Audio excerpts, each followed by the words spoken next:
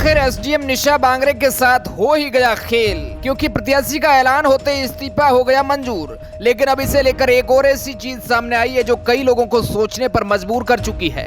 आपको बता दें कि जैसे जैसे एमपी में चुनावी दिन नजदीक आ रहे हैं, वैसे ही चुनावी माहौल में और भी ज्यादा गर्माता जा रहा है। चलिए अब जानते हैं कि आखिर वह कौन सी बात है जो इतनी ज्यादा चर्चा का विषय बनी रही है। स्क्रीन पर दिख रहा है यह लेटर किसी और का नहीं बल्कि निशा बांगरे के इस्तीफे की मंजूरी का है। आपको बता दें कि निशा बांगरे एमपी में बतौर एसडीएम के तौर पर कार्यरत थी, लेकिन निशा ने इसका जून के महीने में इस्तीफा दे दिया। लेकिन इनका यह इस्तीफा मंजूर नहीं हुआ था, क्योंकि बात यह भी सामने आ रही थी कि निशा एमपी की आमला सीट से विधानसभा चुनाव लड़ सकती है, और यह बात एमपी में काफी ज्यादा सुर्खियां बटोर रही थी। और अगर निशा की बात की जाए तो वह एमपी में भी काफी ज्यादा फेमस हो चुकी है, और कुछ दिनों पहले वह अपनी स्थिति को लेकर भी सोशल मीडिया में सुर्खियां में बनी हुई थी। लेकिन लंबा समय बीतने के बाद भी शिवराज सरकार ने उनके इस्तीफे को स्वीकार नहीं किया, और जैसे ही बाद में कांग्रेस द्वारा आमला विधानसभा सीट से मनोज पांडे को टिकट दिया, तो उसके केवल एक ही दिन बाद निशा का इस्तीफा भी सरकार को हो गया। और ये सब चीजें एक ऐसे समय में हुई है जो काफी कुछ बयां कर रही है। अब ऐसे में ये आरोप लगाए जा रहे हैं कि एमपी सरकार ने जानबूझकर उनके इस्तीफे को रोक रखा था।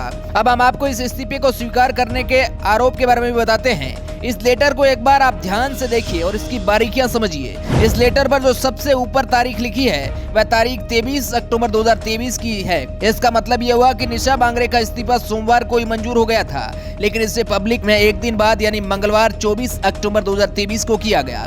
अगर इससे सियासी लिहाज से देखें तो ठीक आमला सीट पर कांग्रेस का अपना प्रत्याशी दावेदार निशा के स्थान पर दूसरा उतरने के बाद ही अगले दिन निशा का इस्तीफा मंजूर हो गया। हालांकि उसकी जगह पर अब कांग्रेस ने अपने नए उम्मीदवार मनोज मालवीय को खड़ा कर दिया है। लेकिन अब देखना यह है कि क्या कांग्रेस वापस अपना उम्मीदवार बदलता है या नहीं, क्योंकि हमेशा निशा बांगरे के लिए अब आगे का रास्ता साफ हो चुका है।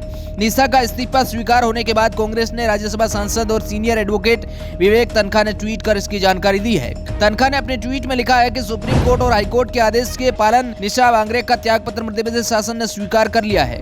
अब निशा को अपने आगे के रास्ते के बारे में सोचना पड़ेगा। उन्होंने लिखा है, ये कोई महिला अधिकारी की जीत नहीं, ये नारी शक्ति की जीत है। शिवराज जी और उनके मुख्य सचिव ने कोई कसर नहीं छोड़ी थी कि निशा का त्यागपत्र स्वीकार न हो। विजयादशमी के दिन आदेश हस्तांतरित हुआ, सत्य की जीत हुई।